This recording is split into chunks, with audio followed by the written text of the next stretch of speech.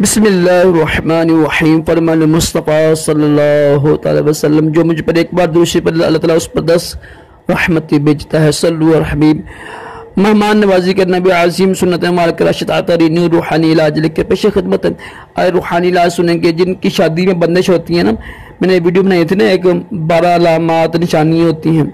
तो अगर तो आप में वाकई वो अलामात है ना, शादी में बंदिश है, शादी नहीं हो रही, तो करना अपने ये कि डेली ना डेली नमाज फजर के बाद या किसी भी वक्त अब अला खदरूशी पढ़ के ना सूरत बकरा, ना सूरत बकरा कुरान पाक की दूसरी सबसे बड़ी सूरत है, सूरत फातिहा के बाद आती है। सूरत बकरा पढ़नी है आपने पूरी। देखो कुछ वक्त लगेगा आपको, ये पढ़ें आप, सिर्फ 7 दिन अमल कीजिएगा, इंशाअल्लाह रिश्ते आना शुरू हो जाएंगे। क्योंकि ये हदीस पाक भी शैतान भी उस घर में ना आता है सूरत बकरा पढ़ने से।